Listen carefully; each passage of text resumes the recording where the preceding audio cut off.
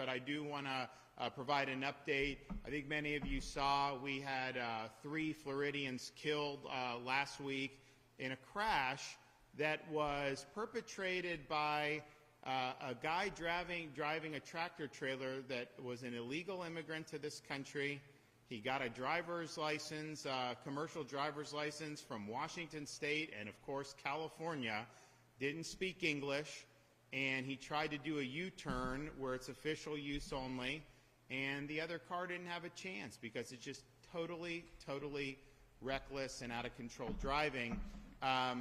He is in custody in California, and I've sent our Lieutenant Governor Jay Collins, who's Green Beret, he knows operations. He is over there in California. He's going to be taking possession of this illegal alien truck driver. We're extraditing him back to Florida. He will arrive in Florida today, and he will get the book thrown at him very shortly after that, I can guarantee you. So stay tuned. You're going to be able to hear more for that.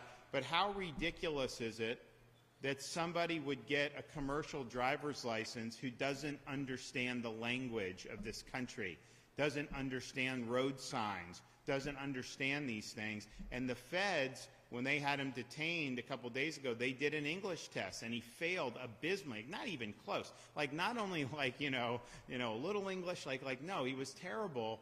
And yet he's getting these commercial licenses from these sanctuary states. And, in the U.S., we all kind of have our opportunities to run our states the way we want. We've chosen to be the free state of Florida, and I think most people here appreciate that. California, Washington State, they're choosing much different pathways, and I think it's been very destructive to the people there. That's why people have fled those states.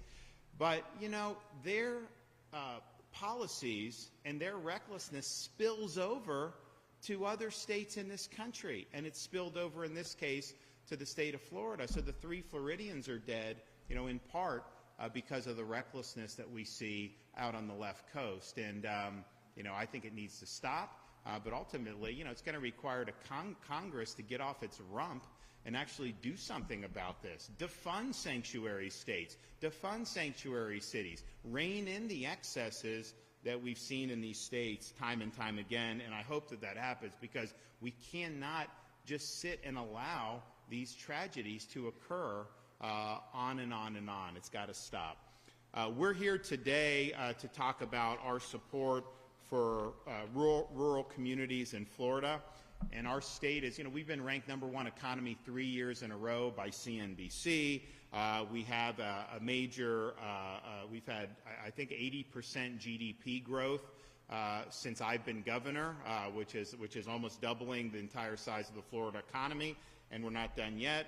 We've, of course, been a very fast-growing state. Part of it, we were open during COVID. People were fleeing lockdowns. They also fled crime and BLM rioting. They embraced our education choice. There's a lot of reasons why people have chosen to come to Florida. We've seen more investment. We have AAA credit ratings from Fitch, S&P, and Moody's. Since I've been governor, if you take all the debt in the history of the state of Florida, that we've accumulated over 180 years, thanks to the budget that I signed a couple months ago, we will have paid off almost 50% of that just in my tenure as governor, and we're going to do more, and I know Ben is supportive of us doing more in the future on that. So we now have the lowest amount of state debt per capita of all the states that have debt. Of course, no income tax, and we're working on the property tax, so we're going to get relief there too, so be ready.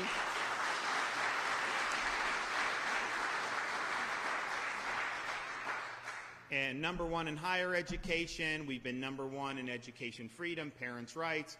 All these different things are really, really important. But I will tell you, me as governor, it's easy when you're in governor in a big state, because when I got in, we had like 21 million people. Now we have like 23.5 million people. And I'm not asking people to move here. Trust me. some governors are like, oh, please come to my state. Like, no, I'm happy with what we got, but, it's a free country, and so, people come. I know a lot of my supporters, when COVID was happening, they'd see these California license plates showing up. They got freaked out, so we don't want to import Berkeley to Florida. It turns out a lot of these people were fleeing those policies and were really embracing our policies. But be that as it may, the reality is people have voted with their feet. We've seen the state continue to thrive. And when you have those types of numbers, 23.5 million people, as a governor, just politically, if you're running for if you just focus on like Miami and Tampa and a handful of areas, politically you probably can be fine just doing that. But that wasn't the way I did it. In my first term as governor, I became the first governor in the history of Florida, that at least that's been recorded, to do public events in all 67 Florida counties. We've made investing in our rural communities a priority, because I think ultimately it's an important foundation for the state, not just economically, but culturally and historically as well. And we have done huge initiatives up and down this state, whether it's infrastructure, whether it's job training, you name it. We've been there and we've gotten it done, and we're going to keep on doing that. One vehicle that we have for strategic investments is the Florida Small Cities Community Development Block Grant Program. This is a program since 2019 that has awarded more than $138 million in funds to more than 120 small city and rural communities throughout the state of Florida. And part of what makes us strong is that we understand the opportunities that we have in our rural communities. Yes, someone like Ben can talk. He knows agriculture. It's a big, important part of the backbone of the state. But I will tell you, in some of these rural areas, very attractive for manufacturing, very attractive for a lot of other things that people are going to continue looking to do. So today, I'm proud to announce that we're going to continue to build off this momentum and this success through our Florida Small Cities CDBG program. And we are going to reward a number of small cities really significant awards. And first, and maybe most importantly, because I'm here, we are pleased to announce that we're awarding $6.4 million to the city of Arcadia to upgrade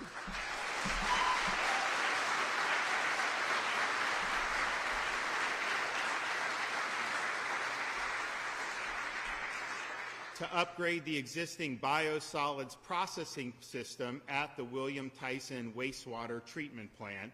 The city's sole wastewater treatment plant is aging and frequently failing. It poses both environmental and health risks, and so this award will fund the critical upgrades for the plant's biosolids and aeration systems, and it'll help move the city toward regulatory compliance and will benefit about 8,000 local residents. So I know this has been something that people have wanted to see, and we're happy that we're able to deliver. We are also pleased to announce we're awarding $5.9 million to Florida City to make wastewater treatment plant improvements at 9 service areas throughout the city. Due to ongoing deterioration, the city's sanitary sewer system requires major upgrades across 9 service areas. This project will benefit nearly 12,000 residents in Florida City. So Florida City south, now we go $4.5 million north to Live Oak in north central Florida to rehabilitate low-income homes, as well as making upgrades to the city's potable water system. $3 million grant will fund the upgrades to the water system. An additional $1.5 million grant will rehabilitate or replace at least 21 homes for lower-income households throughout Suwannee County. We're also doing $2.89 million to the city of Webster to install a new master lift station and a new emergency generator. This is something that will come in handy. $2.8 million to the city of Lake Butler to replace water lines throughout the city. $1.7 million to the city of Port St. Joe to make sidewalk, landscaping, irrigation, and underground utility improvements. $1.2 million to the city of Green Cove Springs to install stormwater piping, swales, and inlets.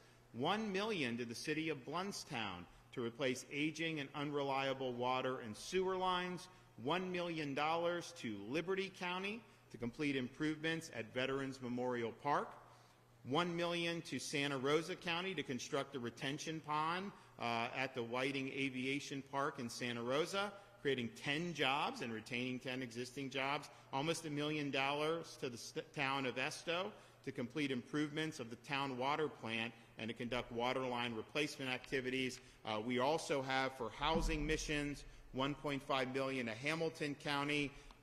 We have America's 250th anniversary coming up next year, so we're already doing things. And one of the things I'm doing, around the country, you have some of these jurisdictions, they're tearing down statues of the Founding Fathers. Well, in Florida, we're putting up new statues of the Founding Fathers, and so we've already done one for George Washington in the state capitol, which is amazing.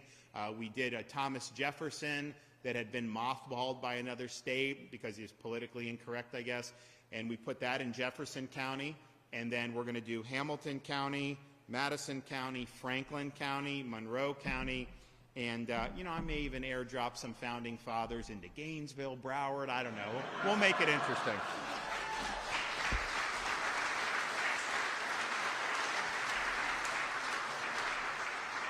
So $1.5 million to Hamilton, $1.5 million to Lafayette, $1.2 million to Columbia, $950K to Madison, $900,000 to Hendry County, $850,000 to St. Lucie County, $750,000 to Levy County, and then finally $912,000 to Town of Malone, which is really, really good. And we're looking forward to working particularly with those counties named after the Founding Fathers to be able to advance the ball there.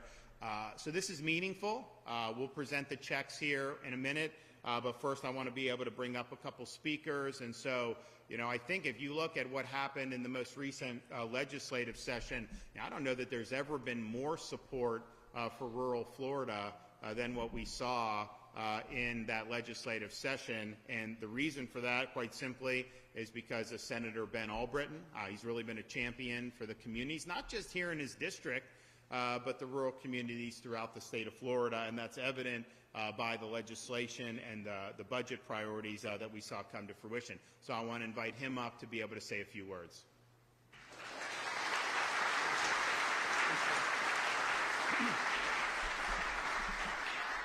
Say first and foremost, as a sixth-generation Heartland resident and a fourth-generation citrus grower, I want to say, man, it's good to be home.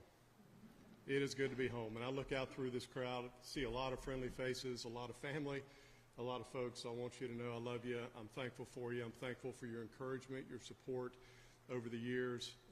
Couldn't do this without you. I just couldn't do this without you. Governor, I want to point one thing out. Yeah, I appreciate your kind words, but look, at the end of the day, it's easy for me to be supportive of rural Florida because it's who I am. That is who my family has been for 6 generations. You have been consistent, though, to be supportive of rural Florida. Rural Florida is full of freedom-loving patriots. And the fact of the matter is you are beloved in rural Florida, and it's because you've been consistent, and I want to thank you for that. You know rural Florida exists. You know rural Florida is important, and you also know in rural Florida that agriculture matters. And those communities matter. It evolves around agriculture. You completely get that. I appreciate that, and I'm sure everybody in the room appreciates that. Thank you. So, lastly, I want to leave you with this. Everything I just said is true. Everything I just said is true. And the Florida legislature and this governor, we know that rural Florida exists. At the end of the day, there are 31 fiscally constrained counties in this state. And what that means is every single day, there are some places in the state to where they have to try to figure out how to spend their money and how to be responsible and thoughtful. Hello? How to be responsible and thoughtful with that. Many times in those 31 fiscally constrained counties, they don't have 2 pennies to rub together. There is no choosing between a chicken and the egg. They don't have either. They want one of the 2, but they don't have it.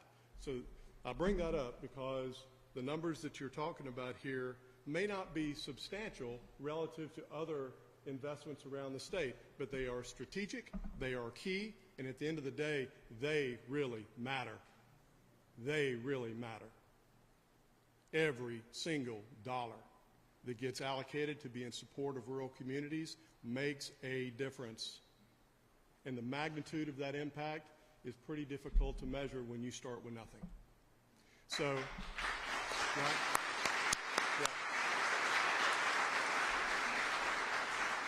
Yeah.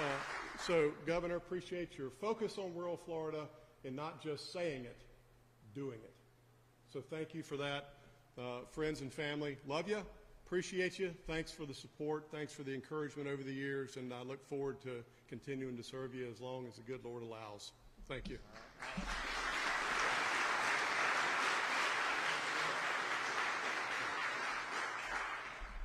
Well, Governor, thank you so much, and Senate President Albritton. Thank you so much to Alex Kelly, Florida Secretary of Commerce. Governor, thank you for your leadership and support and direction to really embrace and support rural counties throughout the state.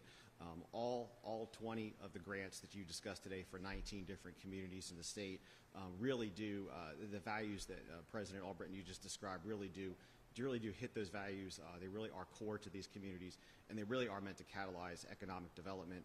So thank you, Governor. Thank you, President, for your focus on rural communities.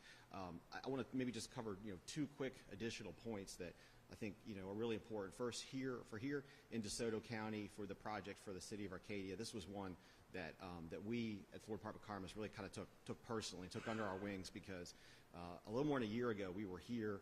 We were in the city. Hey, Beth, I see you. We were here in the city visiting.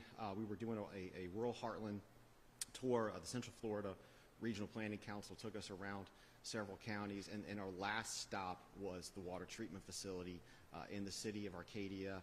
We got a great briefing and understanding as to how critical that is going to be to catalyze economic development.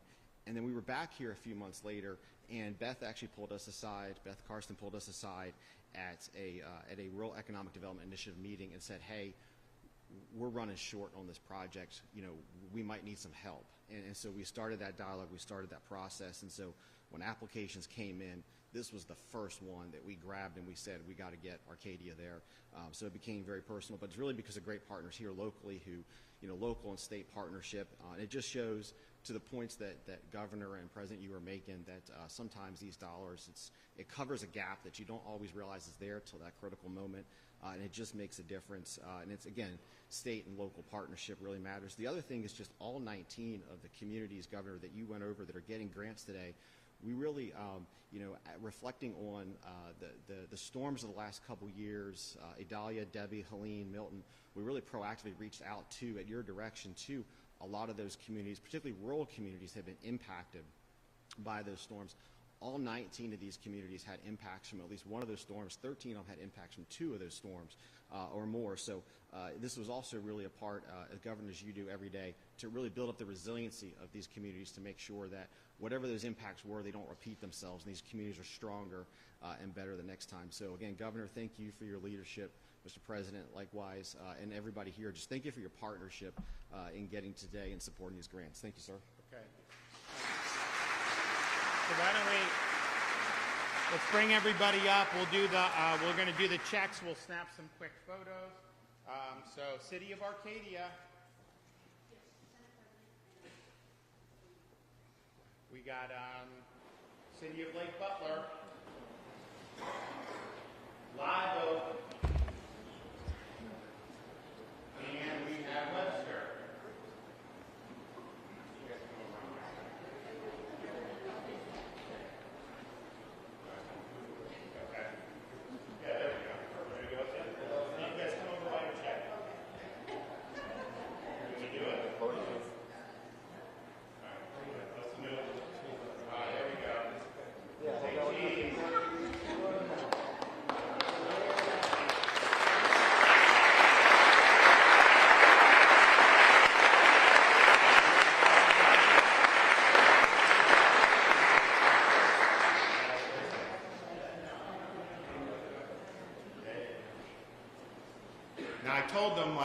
I don't know how the banks in Arcadia are. That's cardboard. They can try to cash that. I do think the actual check's in the mail, so stay tuned on that, and we'll get to it. So very important. Really appreciate. Happy to support rural Florida. And I'll tell you, I just did it because it's the right thing to do. But they were great for us, have always been very supportive of everything we've done. You know, we just did, we opened up a deportation depot in Baker County right by Jacksonville. You know, we have the one in the Alligator Alcatraz, and, you know, they go there, they get processed, and then they get removed by DHS, which is, you know, what we want to see. And so we did this thing, you know, it's right next to Duval County where Jacksonville is, and someone was like, oh, are Baker County residents, you know, going to be mad that you're doing a deportation depot? It's like, I got 90% of the vote in Baker County, so probably they're probably excited about it. And I think if you look at like these rural counties, and look at back that, you know, that election, you know, we were getting Saddam Hussein margins. You know, Saddam would like, you got to vote for Saddam. Well, that wasn't us. People just did it. They were 88, 90, 92% in all those counties. So we appreciate it, and we're happy to be supportive. Okay, take some questions real quick. Yes. Governor, a new report from James Madison Institute calls Florida's election system a gold standard, especially since 2020 when they say it was the laughingstock because of the hanging 2000, yeah. 2000, sorry. So 25 years later, your thought and your reaction, is there anything we could approve going into 2028? Well, I think it's important to say how far we've come. So look at what we've done in Florida. No ballot harvesting, it's banned. No Zuckerbucks, we banned it. I established, with the help of the legislature, an election crimes office in the Office of the Attorney General. So if an illegal alien votes, they get prosecuted now. If somebody votes in New York and in Florida, they get prosecuted now. We've had the most robust enforcement of any place in the country. And when you vote in Florida, you know, we know how many people have voted as the election goes on, and then at 7 o'clock, we stop it. And you're either in line, or your ballot's been received, or that's it. You're not going to have votes coming in for weeks and weeks. And so on election night, we publish the results. And you're able to know who won the election. We don't do like California, where it's kind of like a rolling process, like election day, but then we get votes 2 days later, a week later, 2 weeks later, and this candidate's winning, then they lose, and all that other stuff. I think it's a total fraud what they do in California. I don't think that there's any safeguards. And so Florida, I think, is the gold standard. I'm always open to suggestions about what we can do better, but I think on all the things people cared about, cleaning the voting rolls, we did it. Voter ID, we did it. No ballot harvesting, we did it. No Zuckerbucks, we did it. Prosecuting people that violate election laws, we did it. And so I'm proud of that. We know how many ballots are cast, we count them, and then we report the results. So it's been really good. I know we always do some tweaks here or there, and if there are things that need to be improved, I'm all ears. But like compare where we were in 2000, but even 2018, you know, when I got elected, there was chaos in Broward and Palm Beach counties. I came in and removed those supervisors as governor, and we instituted a lot of reforms. But 2020, we had the most transparent and efficient election in the country, and there were a lot of badly run states that year, of course. 22, most transparent and efficient election in the country, and 2024, we had the most transparent and efficient election in the country. So I think that's a great track record.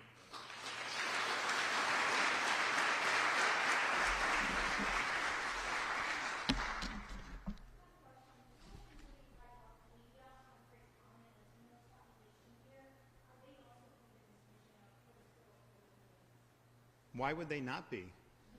Yeah, I mean, like it's, you know, we don't say like rural communities is only one ethnic or not ethnic. I mean, you know, you have different folks in different parts of the state, and we're a very diverse state. And so, you know, to say we're given to Arcadia and it's only going to be limited to some, that's just not how we operate. So we're, you know, we're good. Now, you know, some people will try to draw this, or they'll try to draw the connection, say, oh, well, if someone's Latino, then, oh, they must be an illegal alien. And that's false.